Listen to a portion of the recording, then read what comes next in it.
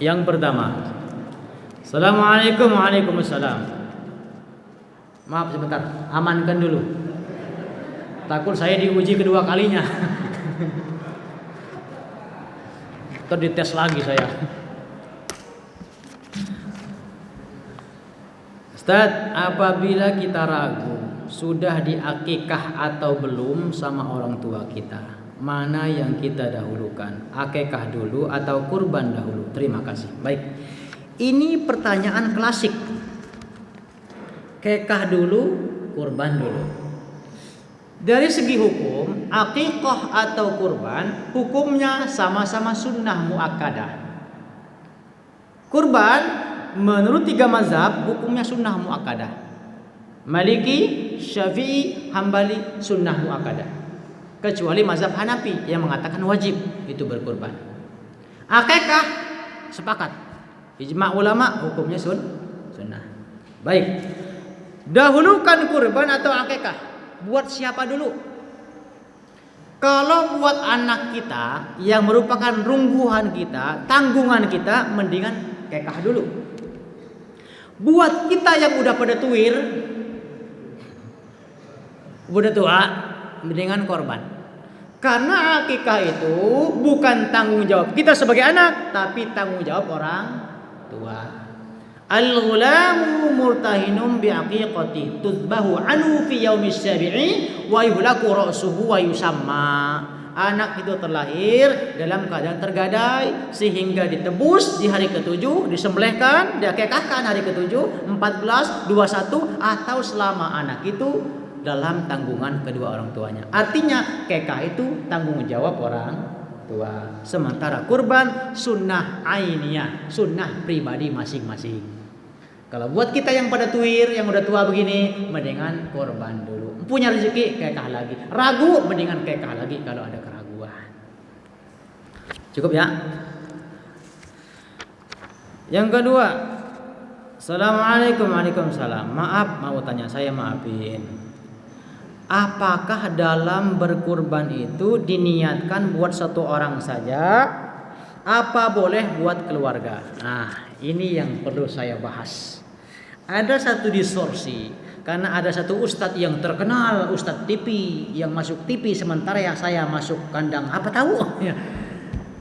Yang mengatakan Nabi itu kurban 2 ekor untuk dirinya, untuk keluarganya dan untuk umatnya. Allahumma taqabbal min Muhammad wa ali Muhammad wa min ummati Muhammad. Sehingga diartikan Nabi saja 2 ekor untuk umatnya, untuk keluarganya, untuk dirinya.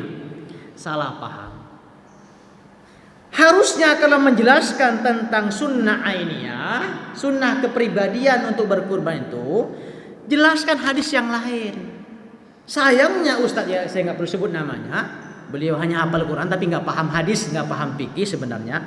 Di hadis yang lain dikatakan dari Jabir bin Abdullah radhiyallahu anhu qala naharna ma'a Rasulullah sallallahu alaihi wasallam amal Hudaybiyah. Kata Jabir, suatu hari kami di tahun Hudaybiyah kurban bersama Nabi. Al-badanata an sab'atin, 1 ekor onta untuk 7 orang. Wal baqarata an sab'atin, dan 1 ekor sapi untuk 7 orang. Artinya kalau dianukan ke kambing, 1 kambing 1 orang. Kalau sapi 7 orang. Pakai hadis ini tentang kesunahan ainiyah berkurban. Adapun doa Nabi ketika menyembelih, hadisnya panjang sebenarnya, cuma yang dipotong hanya ujung saja. Ketika Rasul endingnya menyembelih 2 hewan kurban, bikabsyaini, 2 kambing kibas yang sangat besar. Endingnya Nabi berdoa, Allahumma taqabbal min Muhammad wa ali Muhammad wa min ummati Muhammad. Pak, tidak semua sunnah itu kita lakonin. Ada yang sunnah hanya untuk Nabi. Contoh, Nabi punya berapa istri? 13. Sunnah buat kita berapa? Berapa? Malu banget sih. 4. Takut ya? Cemen. 4. Walaupun tetap aja 1 kan? Jadi enggak semua sunnah kita ikutin. Adapun Nabi mengatakan, ya Allah terimalah kurban yang 2 ekor ini untuk diriku, keluargaku, umatku. Itu haknya Rasul, bukan buat kita. Kalau buat kita, ya tadi al-baqarata an sab'atin wal badanata an sab'atin. 1 kambing 1 orang. Jadi niatnya 1 ekor kambing untuk 1 orang.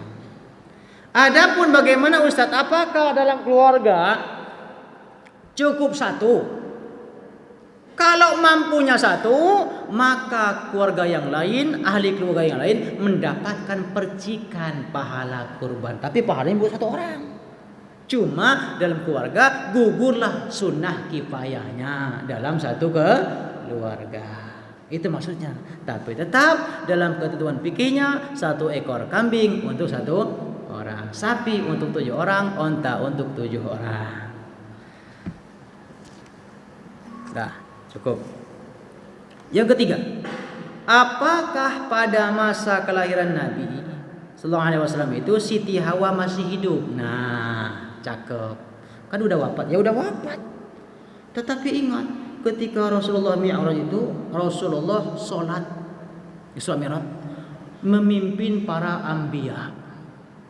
Betul? Dan Nabi jadi imam. Apa mereka masih hidup?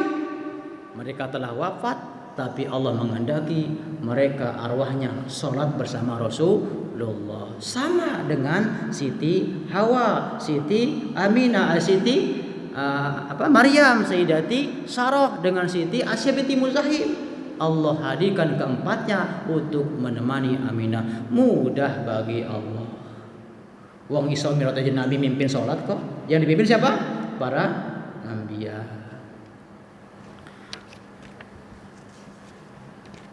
Banyak amat ini. Ini pertanyaan apa sudah cinta ini? Apakah harta warisan yang dibagikan ke anak-anaknya pahalanya akan sampai ke orang tua yang sudah meninggal? Harta warisan yang diberikan ke maksudnya gimana? Harta warisan diberikan ke anaknya. Maksudnya begini kali ya. Anaknya itu dapat warisan, lalu dihadiahkan kembali untuk orang tuanya. Sampai ada satu kisah, ada dua orang laki-laki, 1 orang laki-laki, 1 orang perempuan bertanya ke Rasul, ya Rasulullah, ini ummi tuwfiyat. Ya Rasul, sesungguhnya ibuku telah wafat. Apa yuziu in tasaddaqat wa atat? Apakah boleh ya Rasul jika aku bersedekah yang pahalanya untuk ibuku yang telah mati? Qala na'am, ya sampai. Di hadis yang lain sama intinya, esensinya, tapi redaksinya berbeda. Ya Rasulullah, inna ummi ibtulitat nafsuha. Ibuku telah meninggal dunia. Apa yang fauha intasoddaqot? Apakah manfaat jika aku sedekah yang pahalanya untuk ibuku? Naam, kata Nabi. Ya sampai. Ya Rasul, fa inna li makhrafan. Ya Rasul, aku punya sebidang kebun. Ushiduka, aku ingin disaksikan olehmu bahwasanya aku bersedekah kebunku ini yang pahalanya untuk ibuku yang telah wafat. Jadi kalau ibu tahlilan bukan cuma besek, Pak, tanah kasih ke ustadznya tuh. Ya, boleh nih yang orang tuanya udah meninggal, ya, yang udah meninggal punya mobil, Ustadz, saya kasih mobil saya ke Ustadz, pahalanya untuk ibu. Insya Allah saya nggak bakal nolak. Pahalanya sampai ke orang tua bapak ibu. Sampai pahalanya. Kalau nggak percaya, mati dulu. Ntar kita sedekahin. Yang kedua, apakah boleh harta kita dititipkan ke yatim, fakir, miskin, diinfakkan? Boleh banget. Bagus. Namanya sedekah jariyah. Masjid boleh, pesantren boleh, mana saja boleh. Alasan karena keluarga dan anak saya cuma kasih kain kapan putih saja ketika saya sudah meninggal nanti. Waduh. Karena keluarga dan anak saya cuma kasih kain kapan, kasih harta. Kalau kita sebagai orang tua jangan cuma nitipin kain kapan. Nah, saya punya harta. Kalau saya mati, makmu wafat, tolong nak ya sedekahkan harta bapak ibu ini untuk bangun masjid Al-Fajar. Biar ibu tenang di alam sana. Titipkan ke anak kita. Kita sebagai anak jangan serakah dengan harta. Bila perlu jangan ngeharapin harta warisan, nyari harta dewek. Cukup harta dari orang tua, infakkan semua buat kebahagiaan bapak emak kita di alam kubur. Kita masih hidup, masih kesempatan nyari, nggak usah serakah, nggak bakal nikmat itu harta serakah. Sedekahkan semua harta bapak emak kita untuk fakir miskin, untuk anak yatim, untuk masjid, pesantren, untuk apa saja, untuk amal soleh. Kenapa? Yang ditunggu sama orang tua kita itu orang bapak emak kita nggak butuh kita jadi apa, nggak kepengen jadi apa, kepengennya anaknya tuh berbakti terus walaupun mereka telah wafat, mendoakan, kemudian mensedekahkan, menghadiahkan pahala untuk bapak ibu kita. Itu yang ditunggu sama mereka. Yang ketiga, betulkah harta kita sebelum meninggal dunia sepertiga bagiannya boleh diwakafkan? Tolong pencerahannya. Ya betul. Pak Ustadz mohon nomor HP-nya. Nah, ini cowok cewek nih. Kalau cewek boleh. Cowok minta sama DKM aja. Boleh. Lanjut. Ustadz, ibadah kurban merupakan ibadah yang sangat istimewa. Betul. Karena orang non muslim juga boleh menikmatinya. Bahkan orang yang berkurban pun boleh menikmatinya sampai sepertiga bagian. Pertanyaan saya, bolehkah kita selaku pemberi kurban mendapatkan bukan hanya sekedar satu paha hewan kurban, tapi tambah juga dengan yang lainnya seperti hati, ampela dan lain-lain, asalkan tidak berlebih dari sepertiga? Pak Ustadz, betulkah aturan yang sebenarnya pemberi hewan kurban pahalanya bukan satu orang saja, melainkan untuk satu keluarga? Ini sudah saya jawab tadi ya. Adapun bagian, saya baca hadis dulu. Hadis dari Ali bin Abi Thalib. Amaroni Rasulullah SAW an aquma la'a budnihi. Aku diperintahkan sama Rasul untuk menyembelih ontanya, kata Sina Ali bin Abi Thalib. Wa an aqsima luhumaha wa juludaha wa jilalaha 'alal masakin. Untuk dibagikan daging, kulit sekaligus jeroan-jeroannya untuk fakir miskin sepertiga. Sepertiga lagi buat hadiah, buat non muslim, buat orang kaya. Maaf, di sini ada orang kaya nggak kurban, kasih daging. Bila perlu Pak DKM anterin langsung. Pak Haji, Assalamualaikum. Waalaikumsalam. Ini Pak Haji jatahnya. Apa tuh? Daging. Maaf, saya mampu. Lah mampu nggak kurban, berarti susah situ. Ledekin, siapa tahu tahun depan banyak kurbannya. Jadi boleh sepertiga buat fakir miskin, sepertiga buat hadiah, buat termasuk non muslim karena bab tetangga, masalah tetangga. Yang ketiga buat si pengkurban. Kalau itu kurban sunnah, kecuali kalau kurban nazar atau kurban wajib. Kalau kurbannya kurban nazar, nggak boleh makan daging kurbannya buat si pengkurban. Contoh nih, kalau suami saya naik gaji, tahun besok saya kurban, ternyata betul naik gaji, maka si pengkurban tidak boleh makan daging kurbannya. Tapi kalau kurban sunnah diperbolehkan, bahkan disunahkan si pengkurban memakan daging kurbannya tidak melebihi sepertiga. Tadi dikatakan hati boleh nggak? Boleh, yang penting jangan kebanyakan. Jangan sampai udah kurbannya kambing, minta paha, minta hati, minta pala, minta jantung, minta jeroan, minta semuanya. Sama aja numpang dipotongin. Potong aja dewek kalau begitu mah. Jamaah rahimakumullah, kurban itu sunnahnya memang motong sendiri. Karena sunnahnya sunnah ainiyah. Motong dewek, diklep dewek, siang dewek, dibagiin dewek. Nabi pun begitu. Tetapi kalau kita tidak mampu atau tidak bisa motongnya, kita titipkan ke DKM atau panitia. Karena motong hewan kurban itu dibutuhkan 2 hal. 3. Yang pertama keberanian, yang kedua ilmu, yang ketiga punya golok. Karena ada ustadz teman saya, dia ustadz tahu cara motong hewan kurban, ilmunya tahu, tapi nggak punya nyali, ustadz cemen. Kata saya ustadz cemen. Sama dengan ustadz disuruh mandiin mayat nggak berani, cemen.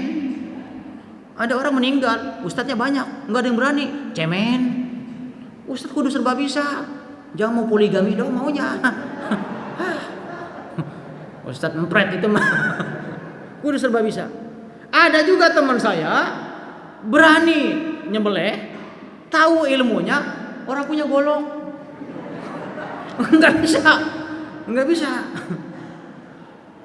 Nah, kalau kita nggak punya 3 yang ketiga ini, maka serahkanlah kepada yang mampu, yang mau, dan yang amanah ke panitia. Nah, untuk si penyembelih, Rasulullah ketika nggak sempat motong, nggak ada waktu motong hewan kurban, Rasul memerintahkan kepada siapa? Sayyidina Ali bin Abi Thalib, orang yang terpilih, orang alim, orang yang dekat kepada Allah. Buat panitia sama. Kalau motong hewan kurban, jangan orang yang nggak pernah sholat suruh motong, jangan. Ini kurban tuh ibadah istimewa. Yang motong tuh orang yang dekat sama Tuhan, yang rajin ibadah, rajin zikir. Abang-abang tukang jagal pasar, mentang-mentang pinter, tahu itu kalau kencing cebok apa kagak. Pilihlah ustadz, orang alim, ahli ilmu, yang rajin zikir, rajin ibadah, yang motong hewan. Karena kurban tuh ibadah istimewa, yang motong orang istimewa. Jangan sembarang orang. Udah begitu kalau tukang jagal 400 ribu plus kepala, genengan ustadz seredonya kan suwe.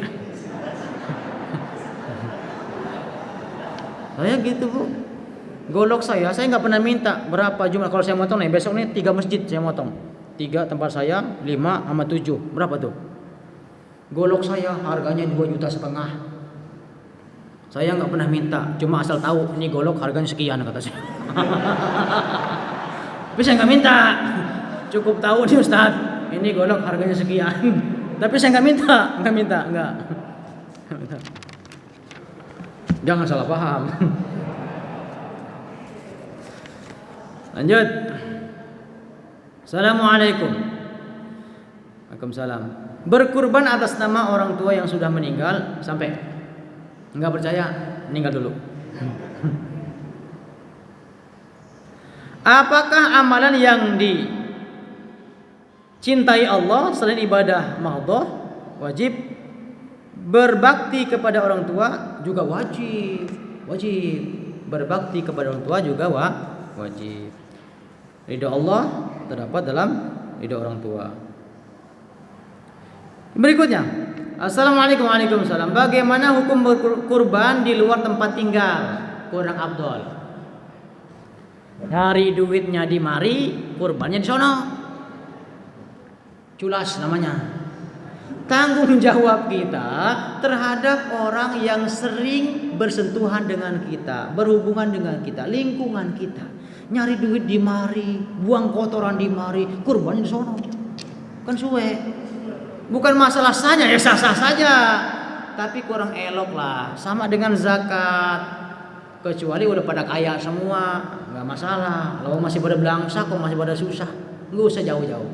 Kurban, zakatlah di lingkungan tempat kita tinggal, tempat kita nyari harta. Kalau mampunya kurban 1 ekor kambing setahun, apakah perlu diniatkan? Bagus, iya gantian.